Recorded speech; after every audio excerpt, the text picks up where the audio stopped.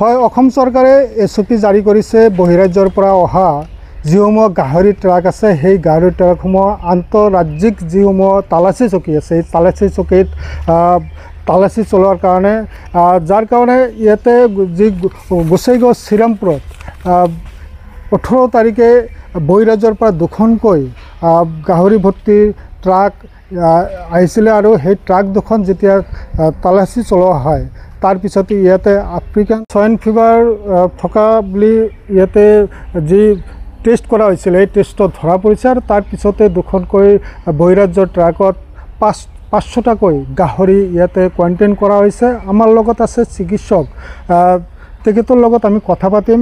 Sir আপোনাৰ চলি আহিছে আচলতে কি হৈছে? আচলতে মানে 18 তাৰিখে আমাৰ ইয়াত জেনেৰেলি গোটেই যিমানখিনি ট্ৰাক বাহিৰৰ পৰা আহে আমাৰ শ্ৰীৰামপুৰ এইটো চেকপোষ্ট ইণ্টাৰষ্টেট RP চেকপোষ্টত আমি গোটেইখিনি গাড়ীৰে আমি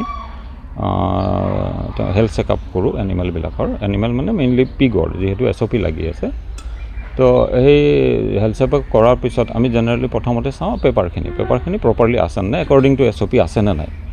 তাৰপিছতে যদি সেইখিনি ঠিকে থাকে আছে তেনেহ'লে আমি গাহৰিখিনিক ইয়াতে চেল্টাৰ দিওঁ। চেল্টাৰ হাউচত থকাৰ পিছত গাহৰিখিনিৰ আমি 2% গাহৰিৰ আমি ব্লাড চেম্পল কালেক্ট কৰোঁ।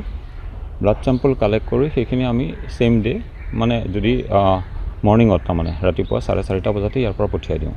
যদি আগদিনা আহে তেনেহ'লে পিছদিনাখন ৰাতিপুৱাই পঠাওঁ আৰু যদি সেইদিনাখন 4:30 বজাৰ পিছত আহে গাড়ী তেনেহ'লে নেক্সট ডে পঠিয়াওঁ তেনেকুৱা। তো সেনেকৈ আমি 18 তাৰিখে দুখন গাড়ী আহিলে, দুখন একচুৱেলি 3খনে আহিছিলে, তাৰে এখনৰ 3খনৰ চেম্পল আমি পঠিয়ালোঁ। এই 3খন চেম্পলৰ তাৰমানে এখন নিগেটিভ আহিলে আৰু বাকী 2খন পজিটিভ আহিলে ASF পজিটিভ। তো তেতিয়াৰ পৰা আমি গাহৰিখিনি ইয়াতে কোৱাৰেণ্টাইন কৰি দিলোঁ। গাহৰি আছে তাত এখন গাড়ীত আছিলে আপোনাৰ 220 আৰু এখনত আছিলে 280, টোটেল 500। ক'ৰ পৰা আহিছে গাড়ী? এখন আহিছিলে আপোনাৰ চণ্ডীগড় আৰু এখন আহিছিলে আপোনাৰ কানপুৰ। ইয়াৰ আগতে তেনেকুৱা ধৰণৰ আফ্ৰিকান সোয়াইন ফিভাৰ ধৰা পৰিছিল? ধৰা পৰিছিলে প্ৰথমতে।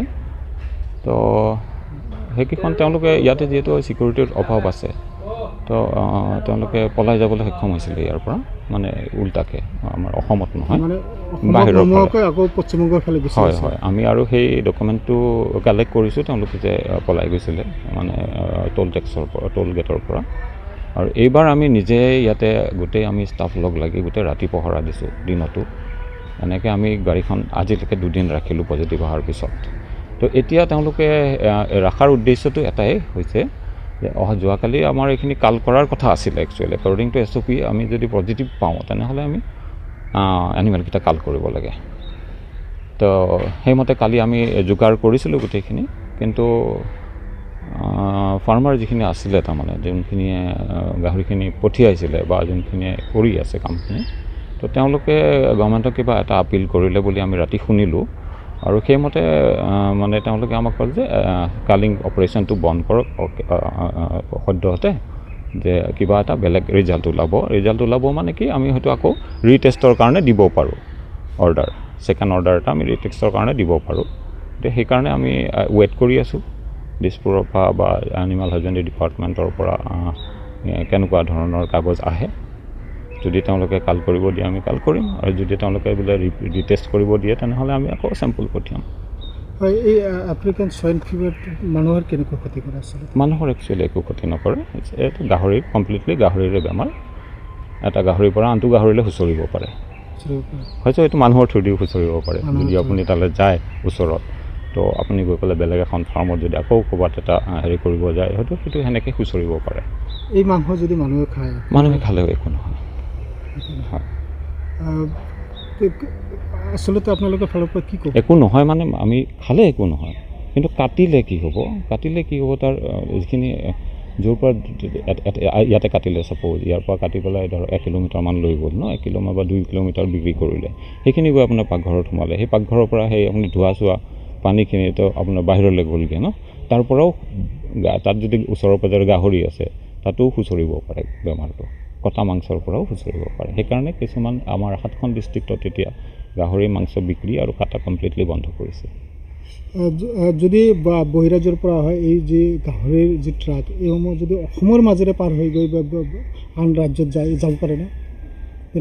যদি নিগেটিভ থাকে ডেফিনেটলি তেওঁলোক যাব, যদি পজিটিভ থাকে যাব নোৱাৰে, তেতিয়াহ'লে যাব নোৱাৰে। কি শেষত কি ক'ব? আচলতে কি ক'ম, যিটো চলি আছে ঠিকেই চলি আছে, আমি ইয়াতে প্ৰপাৰলি কাম কৰি আছোঁ। হয়, আপোনাৰ পৰিচয়টো দিব। মই doctor Saurabh Kumar Das, VO' in charge VO' actually, মই ইয়াৰ চাৰ্জতহে আছোঁ, in charge VO' interstate RP check post Srirampur.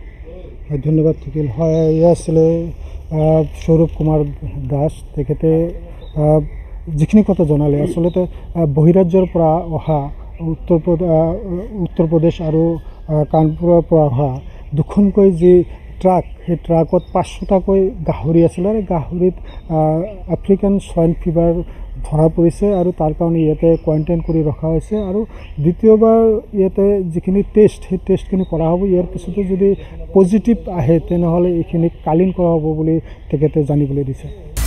আপুনি বিচৰা বাতৰি পাব কেৱল নিউজ 18 এপত। নিউজ 18 এপ ডাউনলোড কৰিবলৈ স্কেন কৰক এই QR কোড। গুগল প্লে ষ্টৰতো পাব এই নিউজ 18 এপ।